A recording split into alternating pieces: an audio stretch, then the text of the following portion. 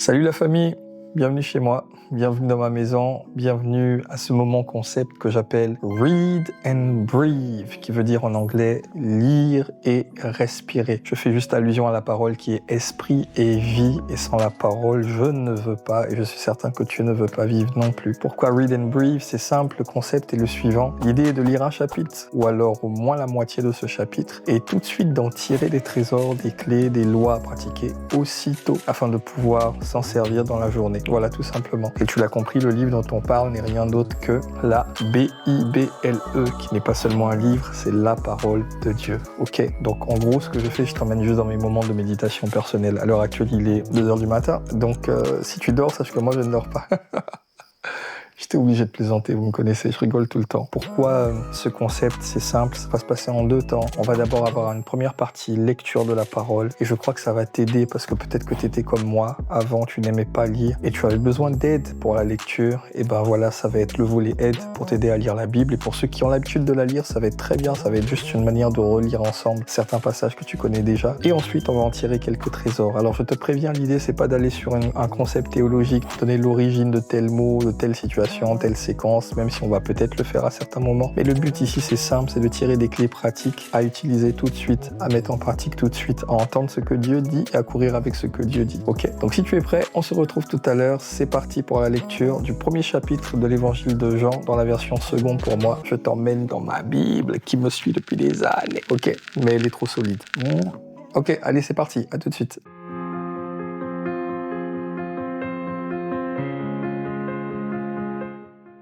Au commencement était la parole, et la parole était avec Dieu, et la parole était Dieu.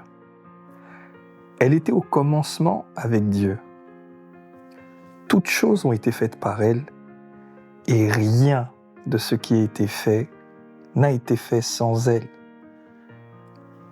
En elle était la vie, et la vie était la lumière des hommes. La lumière luit dans les ténèbres, et les ténèbres ne l'ont point reçue. Dans d'autres versions, on dit n'ont pas pu la saisir. Il y eut un homme envoyé de Dieu. Son nom était Jean.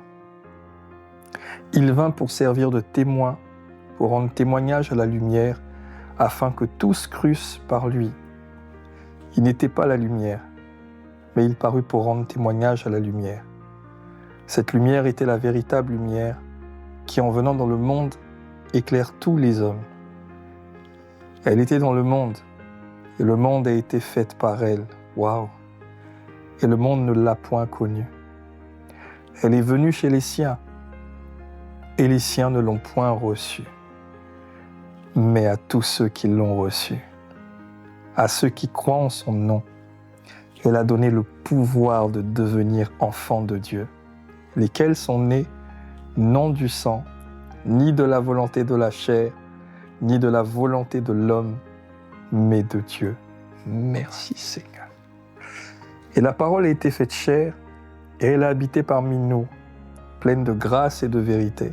Et nous avons contemplé sa gloire. Une gloire comme la gloire du Fils unique venu du Père. Jean lui a rendu témoignage, et s'est écrié: c'est celui dont j'ai dit, celui qui vient après moi m'a précédé, car il était avant moi.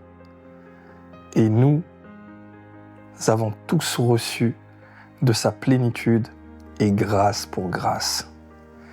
Car la loi a été donnée par Moïse, la grâce et la vérité sont venues par Jésus-Christ. Personne n'a jamais vu Dieu. Le Fils unique qui est dans le sein du Père est celui qui l'a fait connaître. Waouh!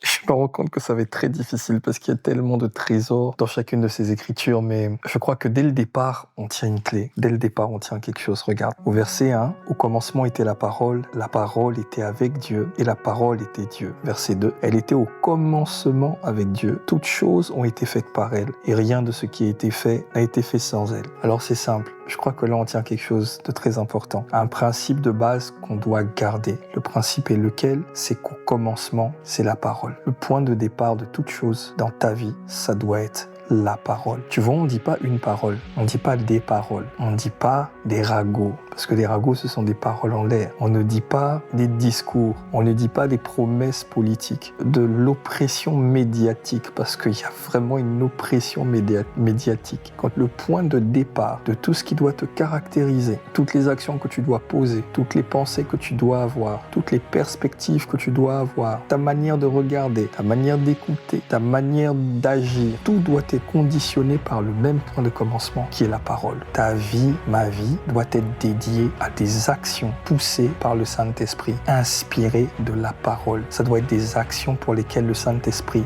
donne vie à une parole qui devient ton leitmotiv pour faire ce que tu es en train de faire. C'est la raison pour laquelle Dieu dit qu'il a préparé de bonnes œuvres d'avance pour nous, pour qu'on les pratique. Le but de la vie, c'est de pratiquer les bonnes œuvres que Dieu avait préparées d'avance pour nous. Alors au commencement, ce doit être la parole. Et là, ça soulève une autre question, mais on va s'arrêter sur ça déjà dans un premier temps. La question est la suivante, c'est comment est-ce que tu vas faire de la parole ton fondement si tu ne la connais pas? Voilà pourquoi c'est important de lire la parole, d'où le concept de cette émission Read and Breathe. Il faut lire la parole. Et même si tu ne comprends pas ce que tu lis, c'est pas grave. Lis la parole. Au moment opportun, le Saint-Esprit rappellera à ta mémoire ce que Jésus a dit. C'est ce que le Seigneur a dit à son sujet. Il vous rappellera tout ce que j'ai dit. Le jour où tu en auras besoin, au moment de faire un choix, l'Esprit va te rappeler la parole. Mais comment le Saint-Esprit va te rappeler la parole si tu ne la connais pas? On dit rappeler, appeler de nouveau. Il ne peut pas appeler de nouveau quelque chose qui n'est pas en toi. Tu peux avoir un téléphone portable, le dernier iPhone, le dernier Samsung, le dernier quelque chose, iPhone, iPad, iPad, parce que tu fais que payer.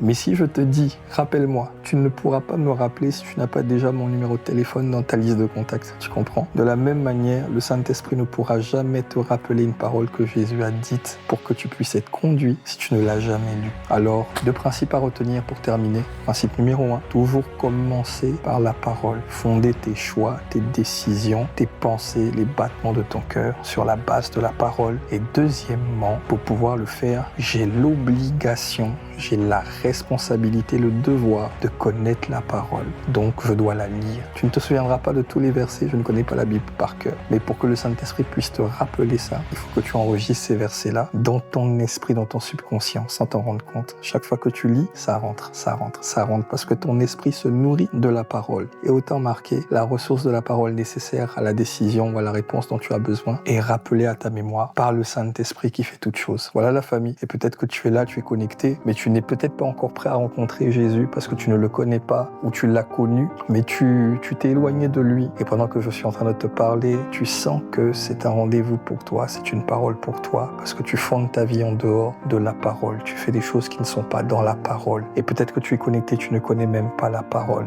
Tu sais quoi? C'est possible de commencer ou de recommencer. Comment on fait ça? On demande à Jésus de revenir dans sa vie. Et si on le fait avec un cœur sincère et on le confesse de sa bouche, tu verras que le Seigneur reviendra en toi. Tu vas naître de nouveau et les battements de ton cœur vont changer et tu seras né de Dieu. Comme on l'a lu dans la parole, ça ne sera ni la volonté de la chair, ni la volonté d'un homme, ni la volonté de qui que ce soit, mais la volonté de Dieu. Je t'invite à répéter cette prière avec moi. Dis simplement, Seigneur Jésus, je te demande pardon pour la vie que j'ai menée.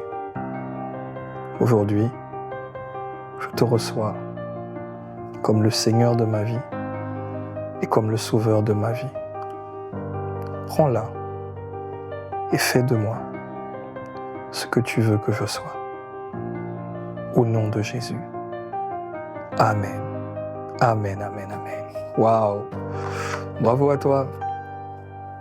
Dès cet instant, sache que le Seigneur est venu dans ta vie. Tu es pardonné de tous tes péchés, de toutes tes fautes, toutes tes erreurs. Et tu peux maintenant repartir à zéro. Mais pour ça, il faut qu'on t'aide. Tu ne peux pas le faire tout seul. Alors comment on fait ça? C'est simple. Je vais t'inviter à envoyer le mot SAVED, S-A-V-E-D, au numéro WhatsApp qui s'affiche actuellement. Donc c'est un numéro français. Donc vous envoyez SAVED à ce numéro-là et vous allez recevoir quelques directives pour pouvoir rejoindre une communauté que je tiens avec plusieurs frères et sœurs dans la foi, dans laquelle on se fortifie, on s'édifie. Et on serait ravis de te retrouver dans cette communauté-là et de pouvoir les uns les autres s'entraider et se préparer pour le retour du Seigneur. Voilà, que Dieu vous bénisse. On est ensemble, on est une famille. C'est que du love. À part ça, il n'y a rien d'autre.